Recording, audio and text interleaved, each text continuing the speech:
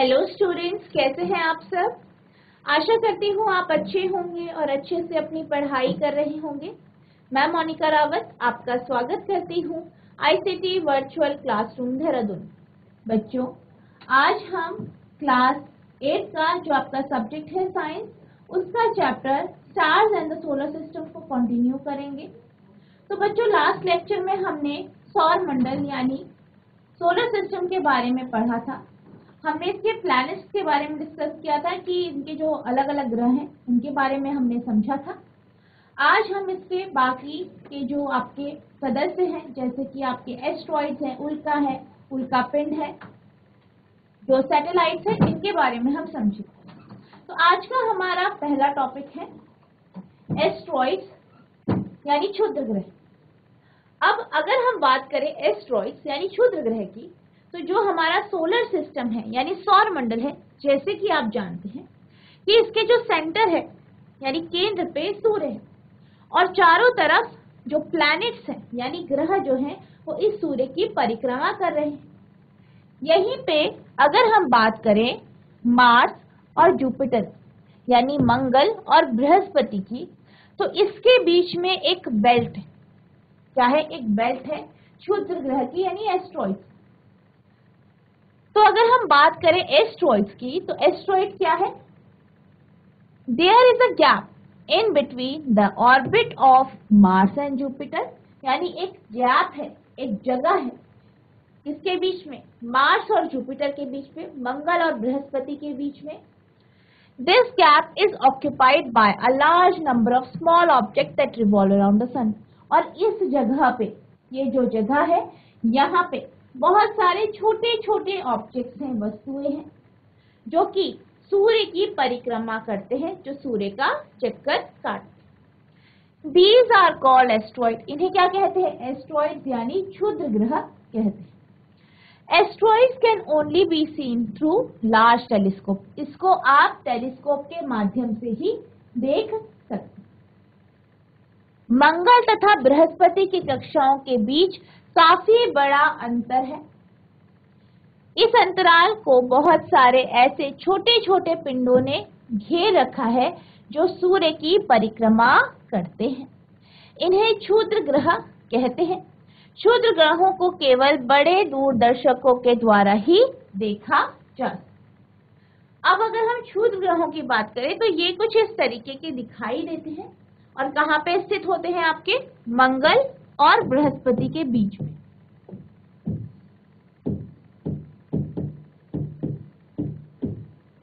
तो इसके बीच में जो गैप होता है, यहाँ पे आपके क्षुद्र ग्रह होते हैं। नेक्स्ट है कॉमेट। तो कॉमेट यानी धूमकेतु। धूमकेतु की बात करें तो धूमकेतु क्या होता है? कुछ आपका इस तरीके का होता है, ठीक है। इस तरीके की क्या है? सेलेस्टियल बॉडी है, खगोलीय पिंड है। और बेसिकली ये क्या करता है? ये सूर्य की परिक्रमा करता है। क्या करता है? सूर्य की परिक्रमा करता है। उसका क्या करता है?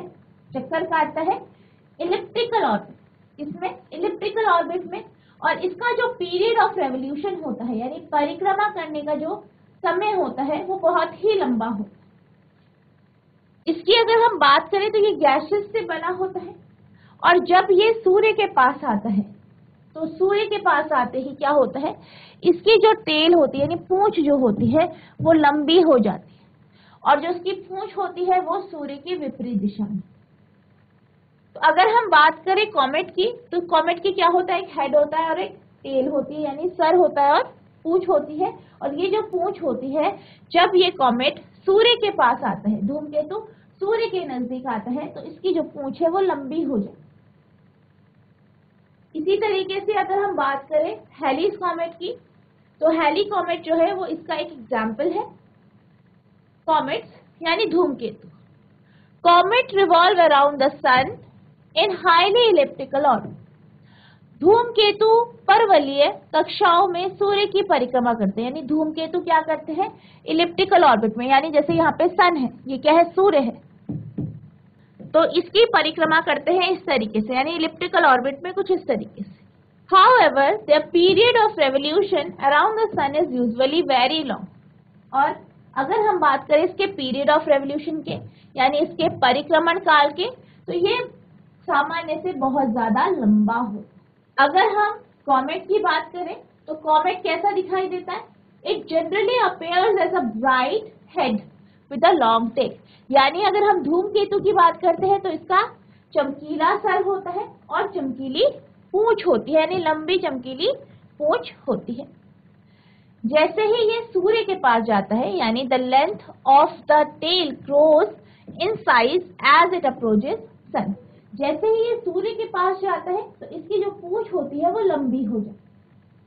जैसे कि आप यहाँ पे देख सकते हैं, ये सूर्य है और जो धूमकेतु है वो इसकी परिक्रमा कर रहा है। अब आप यहाँ पे देख सकते हैं कि धूमकेतु इस तरीके से इसकी परिक्रमा कर रहा है, तो जब ये धूमकेतु इससे दूर है तो इसकी जो टेल है यानी पूंछ है वो आपको छोटी दिखाई देगी। वहीं जैसे ही ये सूर्य के पास जाता है, आप यहाँ पे देख सकते हैं ये सूर्य के पास जाता है तो क्या हो रहा है, इसकी जो पूंछ है वो लंबी हो गई है। और किस दिशा में है, किस डायरेक्शन में है? सूर्य के विपरीत दिशा में, उसके ऑपोजिट डायरेक्शन। और कैसी हो गई? लंबी हो गई है। फिर जैसे ही धूमकेतु क्या करता है, उससे दूर जाता है, यानी सूर्य से दूर जाता है, फिर इसकी जो है पूंछ छोटी हो जाती है। आप यहाँ पे देख सकते हैं। तो यानी कि जैसे ही धूमकेतु सूर्य के नजदीक जाता है, सूर्य के पास जाता है, तो इसकी जो पूंछ है वो लंबी हो जाती है और इसकी जो डायरेक्शन है, यानी जो उसकी पूंछ की डायरेक्शन होती है वो सूर्य से दूर होती है, यानी away from the sun. The tail of a comet is always directed away from the sun. Halley's comet, which appeared after nearly 76 years, it was last seen in 1986. यानी Halley's comet जो है एक ऐसा कॉमेट है जो कि 76 years में 76 साल में दिखाई देता है और लास्ट टाइम इसे 1986 में देखा गया है। हैली का धूमकेतु लगभग हर 76 वर्ष के अंतराल में दिखाई देता है। इसे सन 1986 में पिछली बार देखा गया था। अब हम बात करते हैं सुपरस्टिशंस अबाउट कॉमेट, यानी कॉमेट के बारे में जो अंधविश्वास है। तो पुराने समय से, जैसे कि हम जानते हैं, पुराने टाइम पे जब जो है साइंस ने इतनी तरक्की नहीं की थी, तो लोग ये सोचते थे कि जो भी हैपनिंग्स है, जो भी फिनोमेना हो रहे, जो भी जो है फिनोमेना हमारे आसपास घट रहे हैं, जैसे आपका इक्लिप्स हो गया, यानी ग्रहण हो गया, या आपका जैसे धूमकेतु दिखाई देता है, तो इन सबको उन्होंने क्या किया था, सुपरस्टिशंस जो है यानी अंधविश्वास से जोड़ा। तो इसी तरीके से कॉमेट यानी धूमकेतु के बारे में भी ये माना जाता था कि जब भी धूमकेतु दिखाई देता है तो लड़ाई होती है, कोई बाढ़ आती है, कोई एपिडेमिक होता है। इस तरीके का ये जो है ये लोग ये समझते थे कि इससे कुछ ना कुछ जो है नुकसान होता है। Some superstitions about the comet. Some people think that comets are messengers of disasters such as wars, epidemic and flood. यानी कुछ लोग ये मानते थे, ये सोचते थे कि जो कॉमेट्स है यानी धूमकेतु है, ये प्रलय का संकेत, क्या का संकेत देते हैं, कोई डिजास्टर आने वाली है उसका ये संकेत देते हैं, जैसे कि कोई लड़ाई होने वाली है, कोई एपिडेमिक आने वाला है, या फ्लड यानी बाढ़ आने। But these all are myths and superstition, लेकिन ये क्या है, मिथ है और अंधविश्वास है। Appearance of comet is a natural phenomena. अगर आपको कॉमेट दिखाई देता है, धूमकेतु दिखाई देता है, तो ये क्या है, एक नेचुरल फिनोमेना है, यानी एक प्राकृतिक परिघटना है। अब हम बात करते हैं मीटियोर्स और मीटियोइड्स की, यानी उल्का और उल्कापिंड। तो बेसिकली अगर हम उल्का यानी मीटियोर की बात करें तो आपका जो मीटियोर होता है वो जो है एक पिंड होता है। क्या होता है, पिंड होता है। और ये क्या होते हैं, छोटे पिंड होते हैं। जैसे ही वो पृथ्वी में या पृथ्वी के एटमॉस्फेयर के कांटेक्ट में आते हैं, इसके वायुमंडल के कांटेक्ट में आते हैं, तो क्या होता है, घर्षण के कारण, ठीक है, फ्रिक्शन के कारण, एटमॉस्फेरिक फ्रिक्शन के कारण ये क्या हो जाते हैं, जल जाते। इनमें इवेपोरेशन होता है, पर क्योंकि छोटे साइज के होते हैं तो इनमें थोड़े देर के लिए जो है इस तरीके का जो है इवेपोरेशन होता है और हमें ये थोड़े देर के लिए चमकीले से दिखाई दे, इसके बाद ये जो है नॉर्मल नीचे गिर जाता है। वहीं अगर हम उल्का पिंड की बात करें यानी मीटियोराइड्स की बात करें, तो ये बड़े पिंड होते हैं, बड़े बड़े जो पिंड हैं जो कि आपके जो आपका ब्रह्मांड है, यूनिवर्स है, या आपका जो स्पेस है वहां से पृथ्वी पे गिरते हैं। ये बड़े साइज के होते हैं, तो पृथ्वी पे आते आते क्या होता है, फ्रिक्शन के कारण ये भी जलते हैं। लेकिन ये जो होते हैं ये जो है जल्दी इवेपोराइज नहीं होते हैं, तो जब तक ये पृथ्वी में आते हैं तो ये जलते ही रहते हैं। इनको हम क्या कहते हैं, उल्का पिंड कहते हैं। और इनके माध्यम से जो हमारा स्पेस है या यूनिवर्स है उसमें किस तरीके का मैटर है, इसका रिसर्च होता है। कई बार ये जो मीटियोराइड्स है ये एक साथ बहुत सारे गिरते हैं, जिसे हम जो है शावर कहते हैं, मीटियोराइड्स की शावर। या अगर अब हम बात करें मीटियोर्स के गिरने की, तो इसे हम शूटिंग स्टार यानी टूटता हुआ तारा भी कहते हैं। तो यहाँ पे आप देख सकते हैं, यहाँ पे हम मीटियोर्स और मीटियोराइड्स की बात कर रहे हैं। तो आपका जो मीटियोर्स है वो आपका कुछ इस तरीके का दिखाई देता है। Sleek of light seen when a meteoroids heat up in the atmosphere, यानी हमें क्या करता है, एक चिंगारी सी दिखती है लाइट की जब मीटियोर जो है वो एटमॉस्फेयर में यानी वायुमंडल में पहुंचता है। Meteoroids fragments that reaches the ground. और मीटियोराइड्स क्या होते हैं, फ्रेगमेंट्स होते हैं यानी टुकड़े होते हैं जो कि पृथ्वी तक पहुंचते हैं। Asteroid rocky body smaller than planet that orbits the sun, यानी एस्ट्रॉइड क्या है, ये भी क्या है, चट्टान के टुकड़े हैं, ठीक है। और ये क्या होते हैं, छोटे होते हैं प्लैनेट से यानी ग्रहों से। कॉमेट यानी धूमकेतु, icy body that releases gas as it orbits the sun.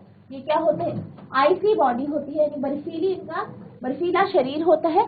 और ये क्या करते हैं, गैसों को रिलीज करते हैं, गैसों को छोड़ते हैं जब वो सूर्य के पास पहुंचते हैं। मीटियोराइड्स रॉकी और metallic fragments of an asteroid, comet और planet.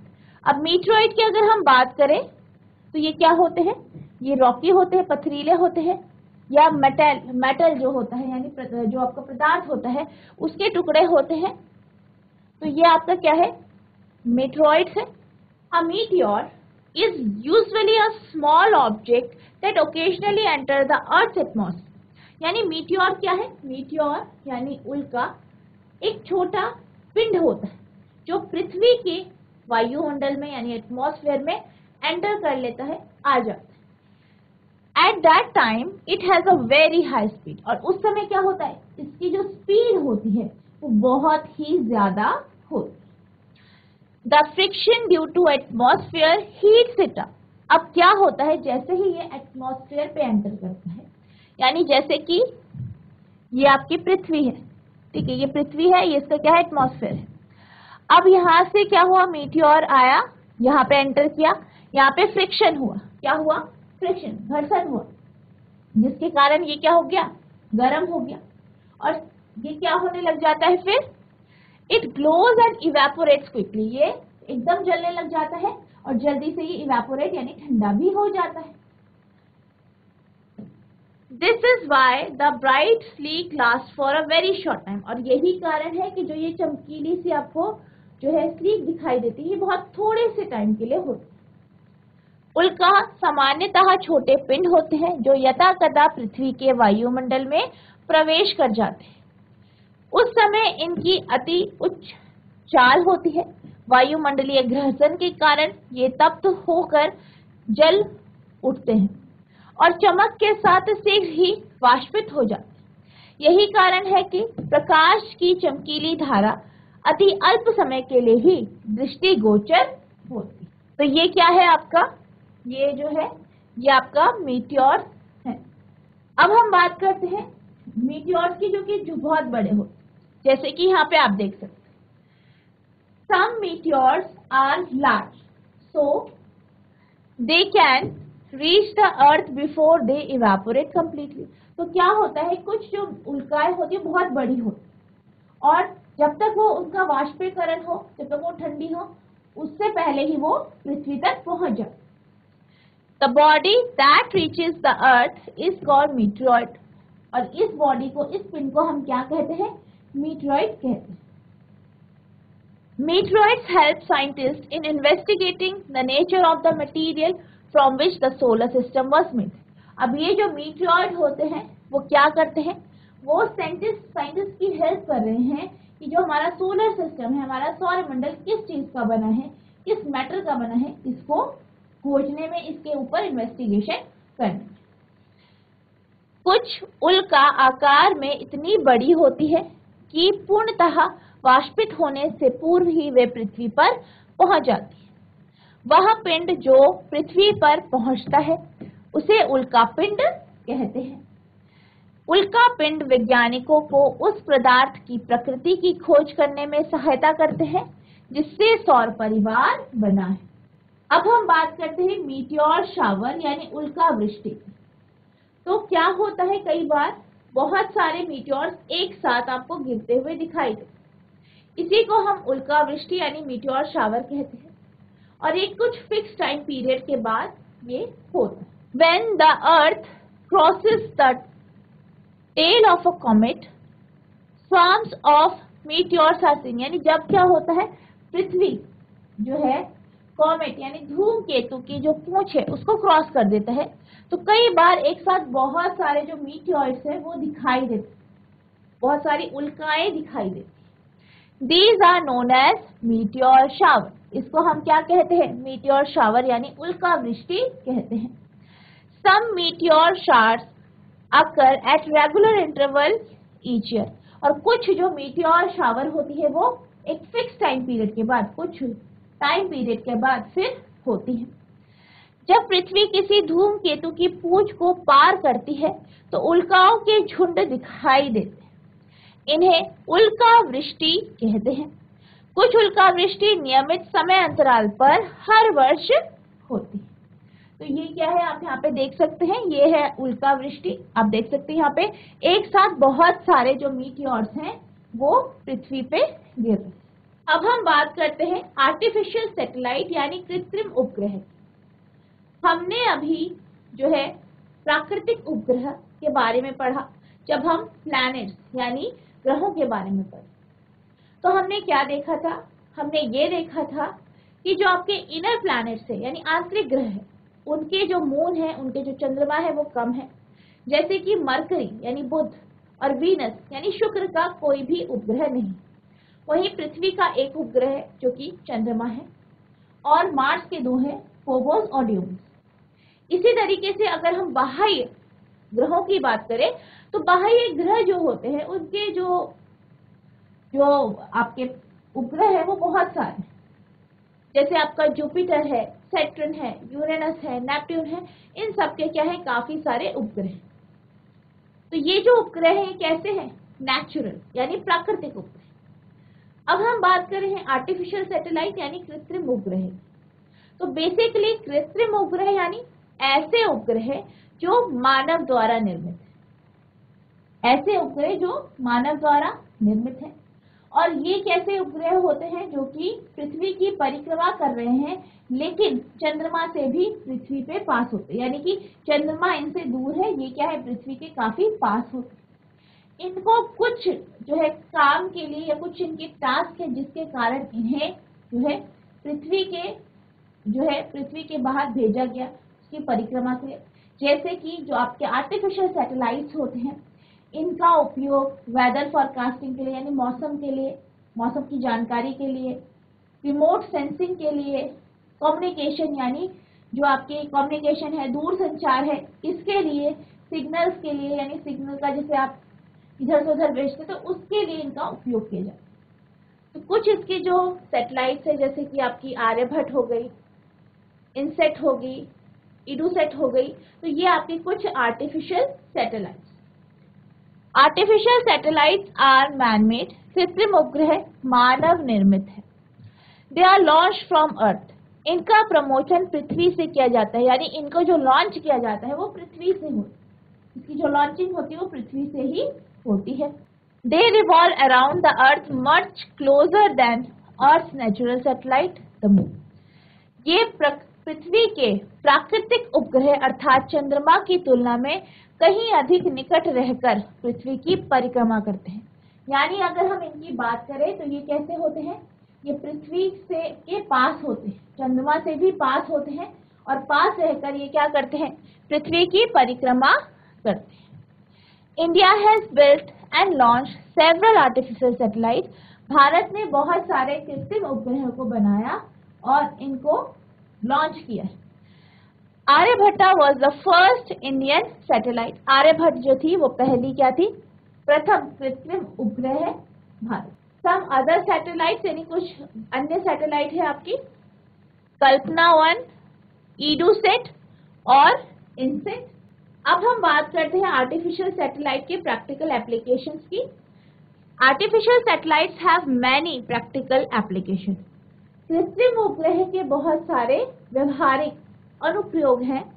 They are use for forecasting weather, यानी ये मौसम की भविष्यवाणी करने के लिए इनका यूज किया जाता है। Transmitting television and radio signal, TV के जो सिग्नल है, रेडियो की जो सिग्नल है, उनको ट्रांसमिट करने के लिए, उनको जो है भेजने के लिए, उनका प्रेषण करने के लिए। टेलीकम्युनिकेशन, दूर संचार के लिए, और रिमोट सेंसिंग यानी सुदूर सांवेदी। कृत्रिम उपग्रहों के बहुत सारे व्यवहारिक अनुप्रयोग हैं।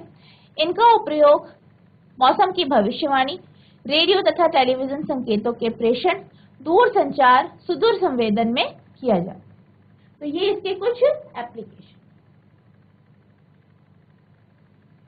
अब इसके साथ हमारा ये जो चैप्टर है ये कंप्लीट हो गया है। अब हम इसके क्वेश्चन आंसर्स डिस्कस करेंगे। तो आज का हमारा पहला क्वेश्चन है, choose the correct answer in question 1 and 3। यानी आपको क्या करना है, 1 से 3 तक के जो क्वेश्चन है उनमें सही विकल्प को जो है चूज करना है, उसका चुनाव। पहला है, which of the following is not a member of the solar system. निम्नलिखित में से कौन सा सौर मंडल का सदस्य नहीं।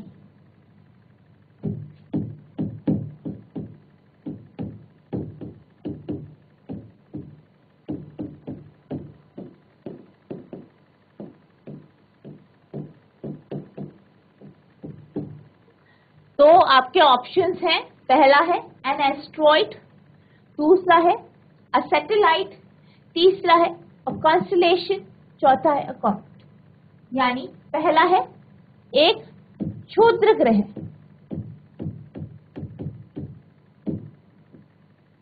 दूसरा है एक सैटेलाइट यानी एक उपग्रह, तीसरा है कॉन्स्टलेशन यानी तारामंडल,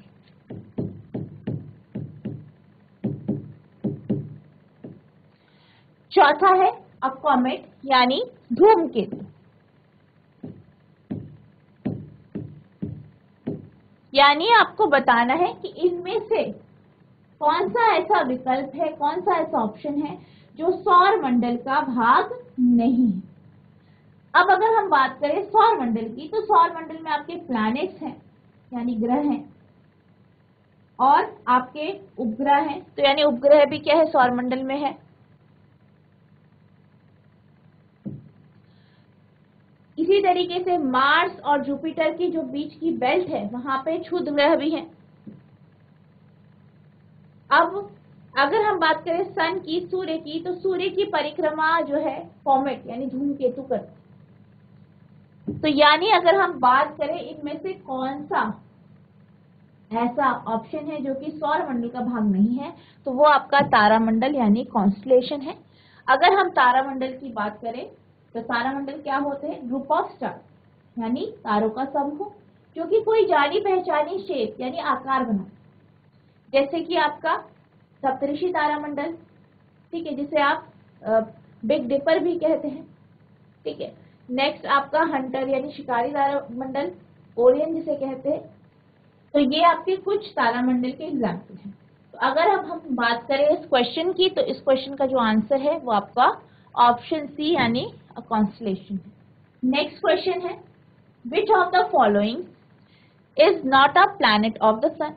निम्नलिखित में से कौन सा जो है सूर्य का ग्रह नहीं, सूर्य का ग्रह नहीं। पहला है साइरस, दूसरा है मरकरी यानी बुध, तीसरा है सैटर्न यानी शनि, चौथा है अर्थ यानी पृथ्वी। तो आपसे ये पूछा गया है कि इनमें से कौन सा सूर्य का ग्रह नहीं। तो सौर मंडल में हमारे 8 ग्रह हैं।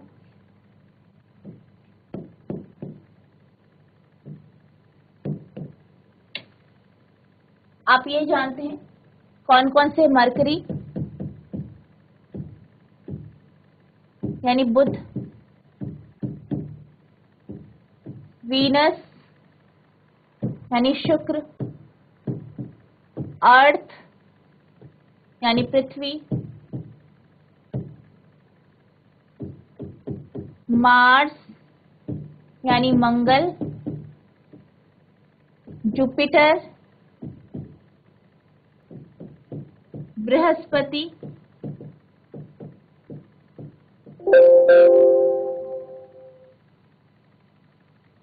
सैटर्न है,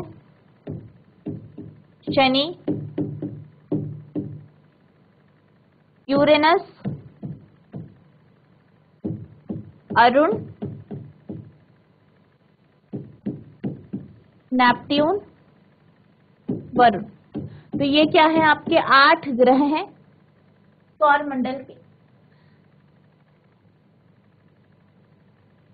तो हम यहाँ पे ये देख सकते हैं कि मरकरी क्या है, सूर्य का ग्रह है। सैटर्न भी आपका सूर्य का ग्रह है, यहाँ पे आप देख सकते हैं सैटर्न, तो ये भी क्या है, सूर्य का ग्रह है। पृथ्वी यानी अर्थ भी सूर्य का ग्रह है, आप यहाँ पे देख सकते हैं। अब हम बात करें साइरस की, तो साइरस क्या है, एक स्टार है, तारा है, जो कि जो आसमान का सबसे चमकीला तारा है, जिसे हम साइरस स्टार कहते हैं। अब अगर हम बात करें इस क्वेश्चन के आंसर की, तो ये आपका ऑप्शन ए होगा, क्योंकि साइरस क्या है, एक तारा है और ये हमारे सौरमंडल का भी भाग नहीं है। तो इसका जो आंसर है वो है आपका साइरस यानी ऑप्शन ए। नेक्स्ट क्वेश्चन है phases of the moon occurs because, यानी चंद्रमा की कलाएं होती हैं।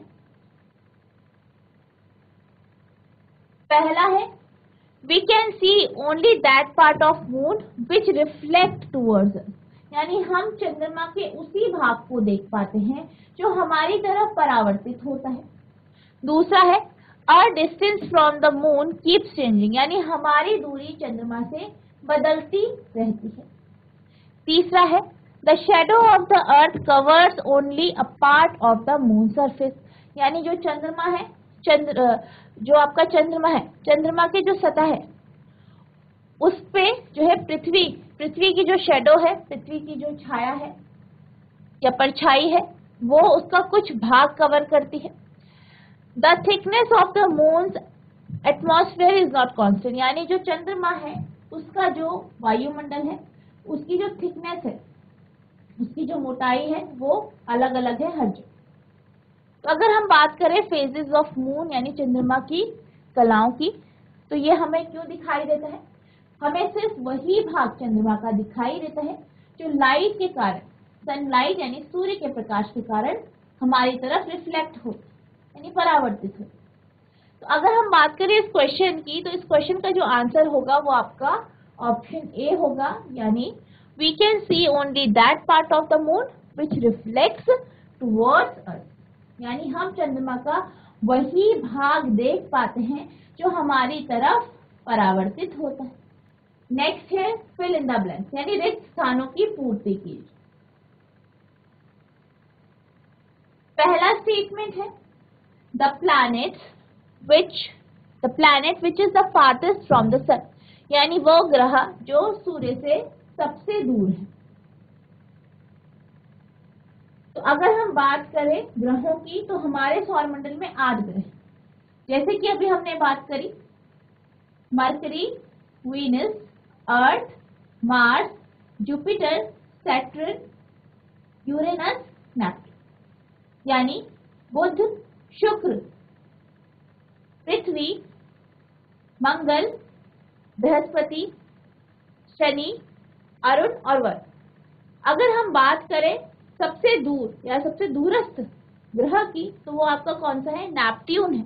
तो यहाँ पे जो आपका आंसर होगा वो क्या होगा? नेपट्यून होगा। यानी जो आपकी स्टेटमेंट हो जाएगी वो जाएगी the planet which is the farthest from the sun is Neptune. Next है the planet which appears reddish in colour is, यानी वो ग्रह जो लाल दिखता है, रक्ताभ दिखाई देता है, तो वो कौन सा प्लैनेट है आपका? वो आपका मार्स यानी मंगल ग्रह है। यानी इसका आंसर जो होगा वो आपका मार्स यानी मंगल होगा। यानी the planet which appears reddish in colour is Mars, वो ग्रह जो लाल दिखाई देता है उसे हम क्या कहते हैं? वो कौन सा प्लैनेट है? वो मंगल ग्रह है।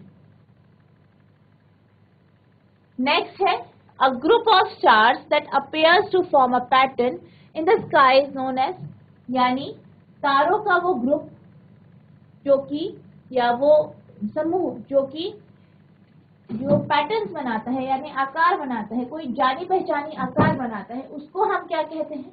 तो बेसिकली उसको हम कॉन्स्टलेशन यानी तारामंडल कहते हैं। तो आपका आंसर होगा कॉन्स्टलेशन यानी तारामंडल।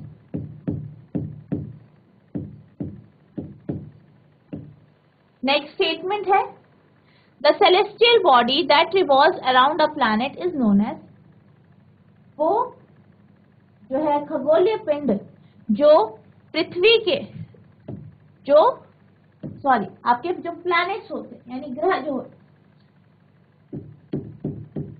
जो ग्रह के चारों ओर घूमते हैं, उनकी परिक्रमा करते हैं, उन्हें हम क्या कहते हैं? तो वो सेलेस्टियल बॉडी या वो खगोलीय पिंड जो ग्रहों की परिक्रमा करते हैं, उन्हें हम उपग्रह यानी सैटेलाइट या मून कहते हैं। तो इसका जो आंसर होगा वो आपका सैटेलाइट होगा यानी उपग्रह। नेक्स्ट स्टेटमेंट है shooting stars are actually not dash, यानी जो शूटिंग स्टार्स होते हैं, टूटते हुए तारे जो होते हैं, वो क्या नहीं होते? ये आपसे पूछा गया है। तो अगर हम बात करें शूटिंग स्टार्स की, तो ये आपके मीटियोर्स होते हैं यानी उल्काएं होते हैं। जब जो पिंड होते हैं, जो उल्काएं होती है, वो पिंड होते हैं और वो जब पृथ्वी में आती है तो एटमॉस्फेरिक फ्रिक्शन यानी वायुमंडलीय घर्षण के कारण वो जल जाती है, और जब वो पृथ्वी पे गिरती है तो ऐसा लगता है कि वो जो है तारा नीचे गिर रहा है या टूटता हुआ तारा जो है पृथ्वी पे पड़ रहा है। तो जो आपके शूटिंग स्टार यानी टूटते हुए तारे होते हैं वो एक्चुअल में क्या नहीं होते हैं? स्टार्स यानी तारे नहीं होते। अब हमारा अगला स्टेटमेंट है asteroids are found between the orbit of dash and dash, यानी जो एस्ट्रॉइड्स होते हैं, जो आपके क्षुद्र ग्रह होते हैं, वो किसकी ऑर्बिट के बीच में होते हैं? तो अगर हम बात करें क्षुद्र ग्रह की यानी एस्ट्रॉइड्स के बेल्ट की, तो ये आपके मार्स और जुपिटर यानी मंगल और बृहस्पति ग्रह के बीच में जो जगह होती है वहां पे एक बेल्ट की फॉर्म में होते हैं। तो अगर हम बात करें इस क्वेश्चन की, तो इसका जो आंसर है वो आपका जुपिटर और मार्स है यानी बृहस्पति और मंगल। तो आपका जो स्टेटमेंट हो जाएगा वो जाएगा asteroids are found between the orbits of Jupiter and Mars. तो बच्चों आज हमने जो आपका चैप्टर है stars in the solar system उसे हमने कंप्लीट किया और उसके कुछ क्वेश्चन आंसर्स देखे।